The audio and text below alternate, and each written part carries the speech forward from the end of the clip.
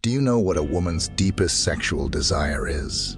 One of my friends once got to learn in a rather dramatic manner. Had just come down from proposing to his girlfriend after years of dating.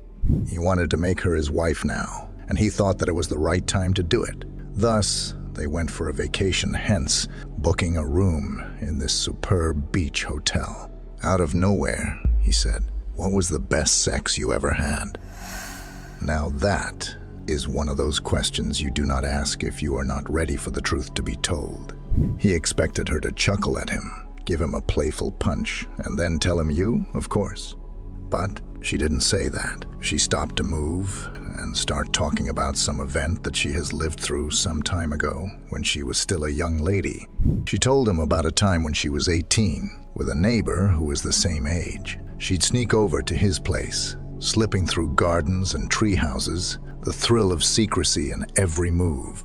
It was intense. It was forbidden, and she called it the best she ever had.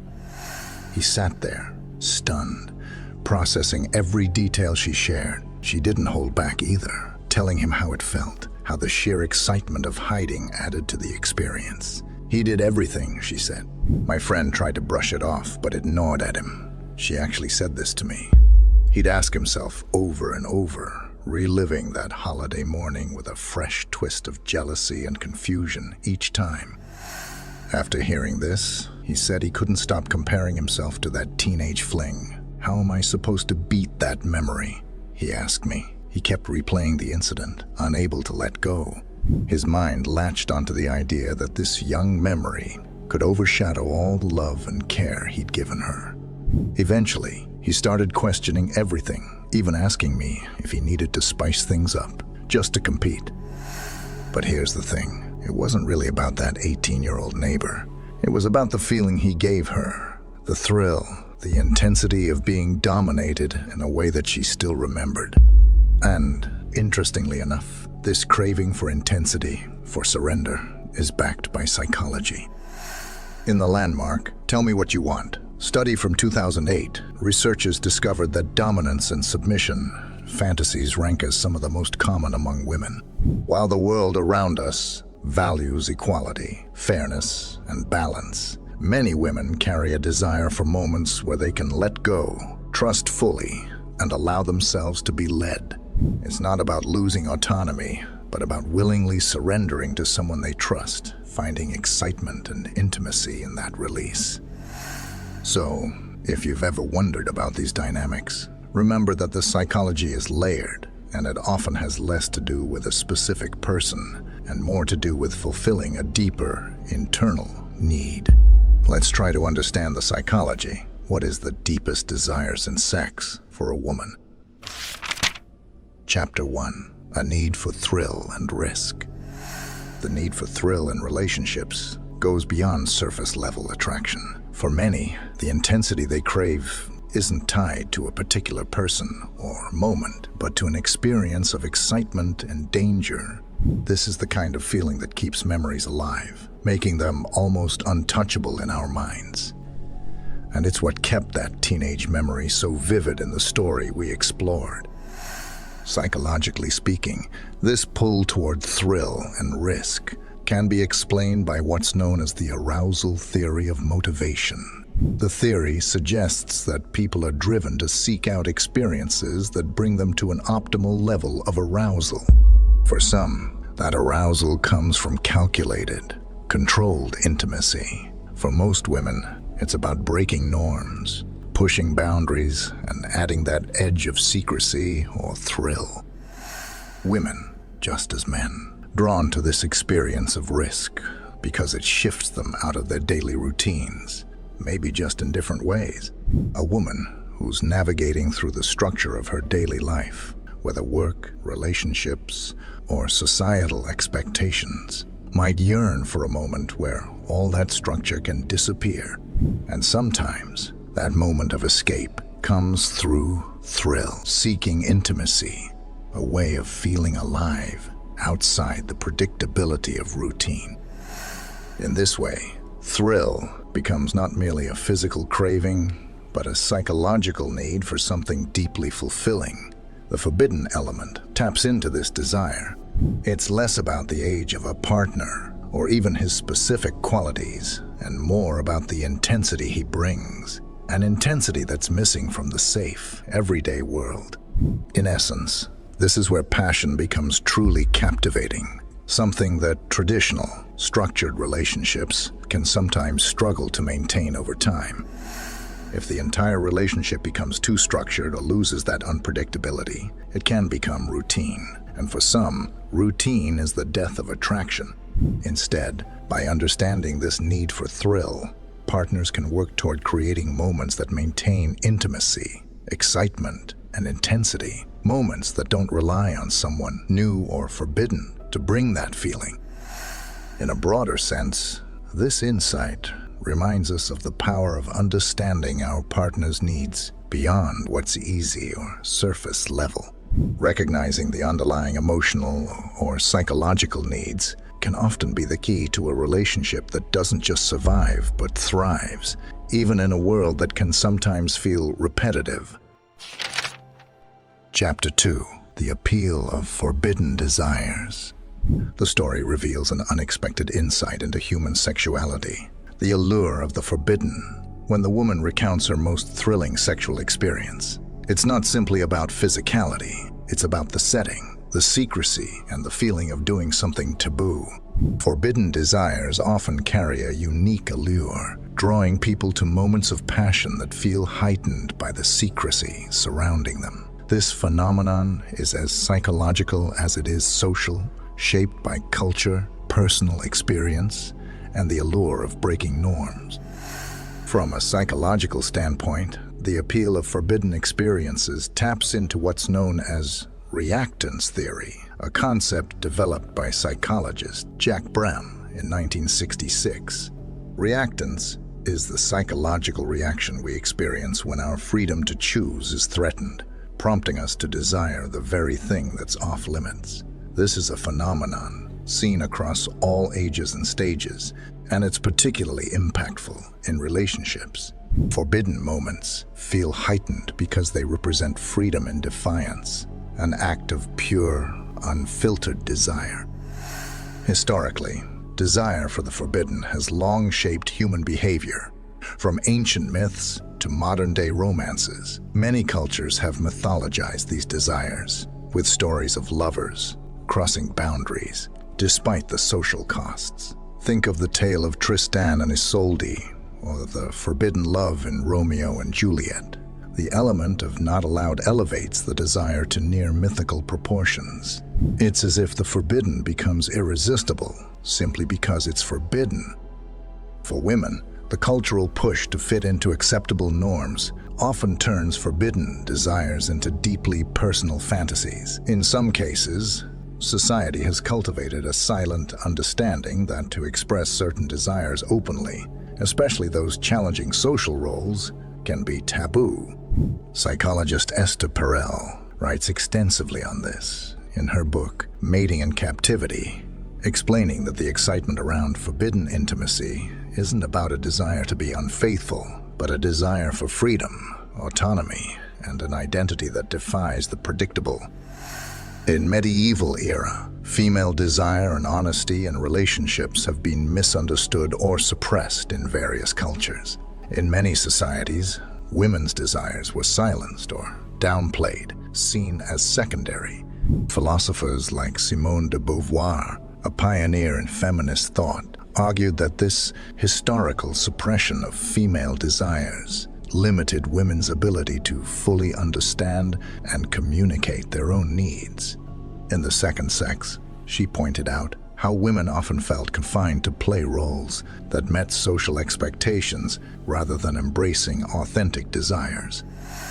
Ultimately, recognizing these elements in ourselves and our partners can be a key to stronger connections.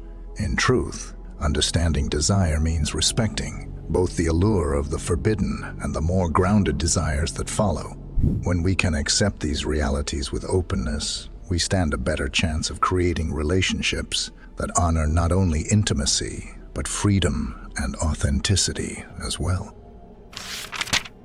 Chapter 3: The Complex Appeal of Power Dynamics in Desire. When the woman described her experience, it wasn't only about who she was with or where. It was also about feeling swept up in a dynamic that felt new, in some ways, primal. This confession shines light on a common yet often misunderstood aspect of female desire: the allure of power dynamics within intimacy. For many women, the element of being taken or led in certain ways can feel deeply exciting, but this desire isn't a simple stereotype. It's a complex interplay of trust, autonomy, and shared experience. Psychologically, dominance and submission as a fantasy finds root in both personal psychology and evolutionary theory. Studies like those compiled in Tell Me What You Want by Dr. Justin Lemler, as mentioned previously, reveal that fantasies involving power exchange are not just common, but also diverse. Rather than reflecting a literal desire for submission, these fantasies often echo a yearning for experiences that create deep emotional bonds and foster vulnerability. Engaging in such dynamics, where one partner temporarily yields control, can provide a break from routine and established roles, fostering a sense of release and intense connection. From a historical angle, the attraction to power dynamics is not new.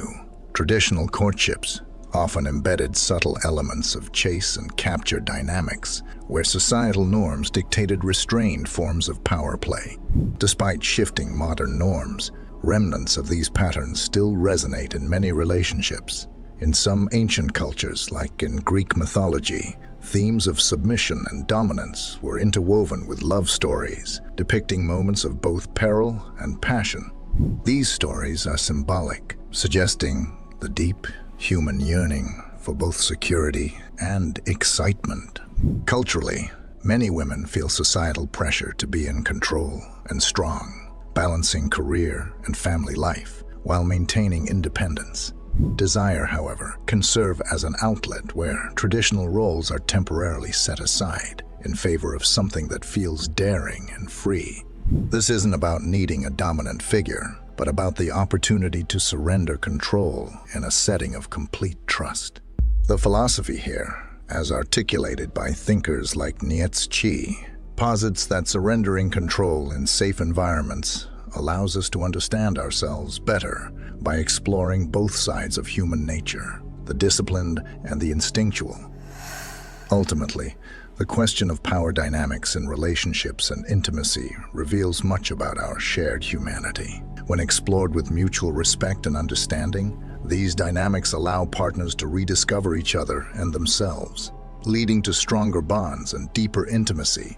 Recognizing these facets of human desire isn't about prescribing specific roles, but about embracing the nuanced layers of trust, respect, and understanding that allow relationships to grow.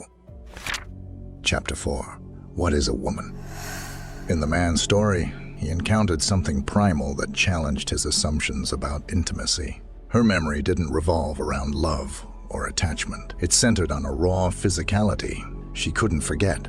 Interestingly, this aspect of desire, especially the complex interplay of power and sensuality, isn't just modern.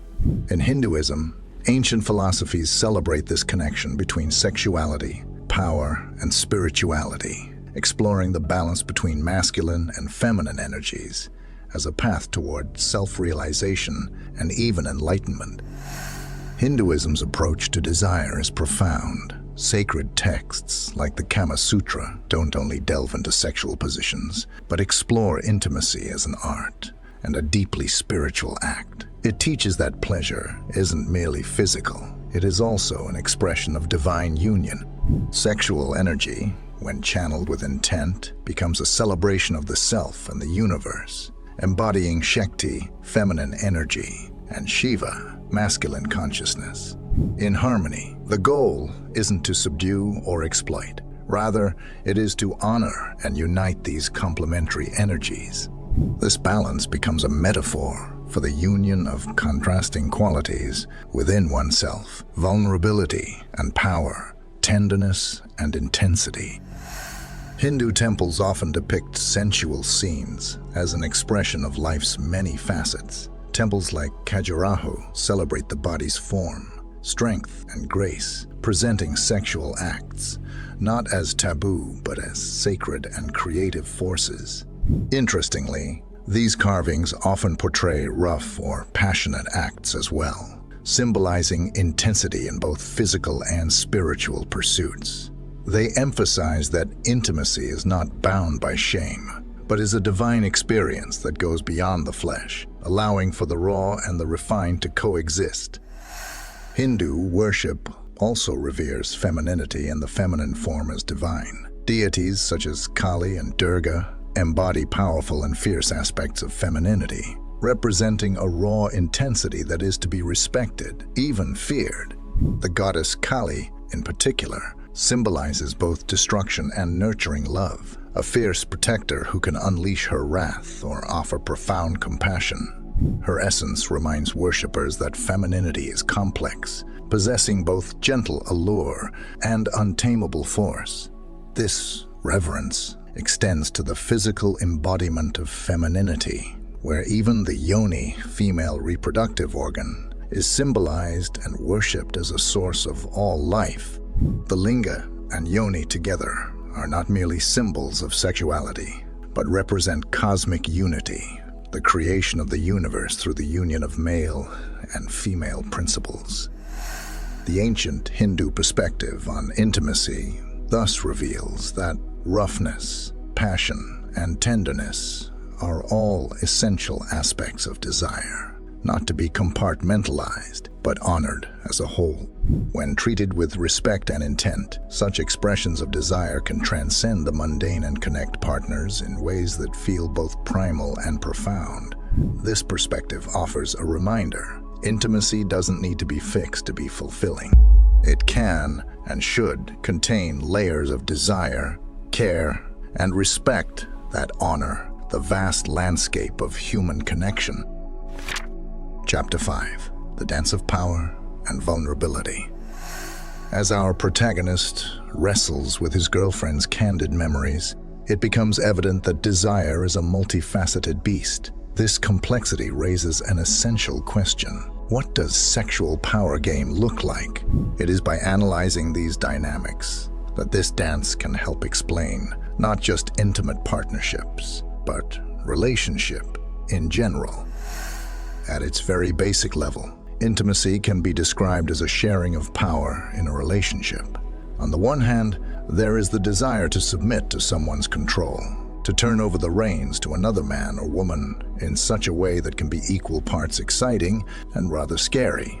It's like choreography. One partner initiates the steps and the other responds, but both must be sensitive to the other's rhythm and feeling. It is possible to feel safer or endangered within the frame of this dynamic. And on the other hand, they make one feel insecure and give a hint of rejection. From the psychological point of view, this struggle and domination is a phenomenon inherited from the pre-biological period. For the Michigan-based researchers, Self 2014, many women tend to be attracted towards their partners who are confident and dominating in all aspects of life, not limiting it to only bedroom. This attraction is not only physical, it is also a sign of a need to be protected, be secured, and to feel secure emotionally. It is always helpful to think of a partner as being capable of initiating. This feeling can bring security on a deeper emotional and even physically level. However, it's essential to recognize that vulnerability isn't a sign of weakness. It's a powerful act of courage. The philosopher Rainer Maria Rilke once said, "Love consists in this, that two solitudes protect and touch each other." In this sense, vulnerability becomes a gift we give our partners, a way to share our fears and insecurities while inviting them to do the same. The challenge lies in fostering an environment where both partners can express their needs, desires, and boundaries openly, creating a safe space for exploration. Moreover, cultural narratives shape our understanding of these dynamics. In many societies, there's a myth that masculinity equates to emotional stoicism and dominance, while femininity aligns with passivity and nurturing. However, this binary is overly simplistic. Sex is dance, as we understand now, while most women expect you to drive her. But you should skillful and emotional enough to drive her safely.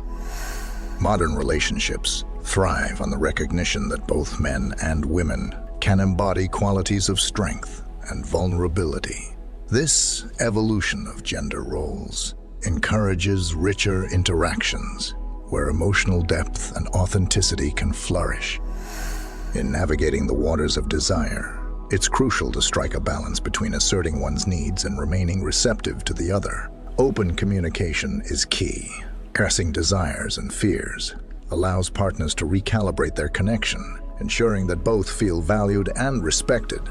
Intimacy becomes a fluid exchange, one where both partners feel free to express dominance or surrender, vulnerability or strength, creating a tapestry woven from trust and mutual respect. Ultimately, as our protagonist reflects on his girlfriend's candid memories, he must recognize that their journey doesn't necessitate a linear path. It is a dance, inviting them to explore their desires without judgment and to celebrate the complexity of their connection. By embracing the nuances of power and vulnerability, they can cultivate a deeper understanding of each other, one that honors both the wild and tender aspects of their desires. Thanks for being here with me still. I'm a psychologist and philosopher. If you want to contact me, my mail is out there. Just tell me your story. I will try to help. No payment needed. Now, I should ask you to click the video appearing on your screen that YouTube thinks best for you. Peace.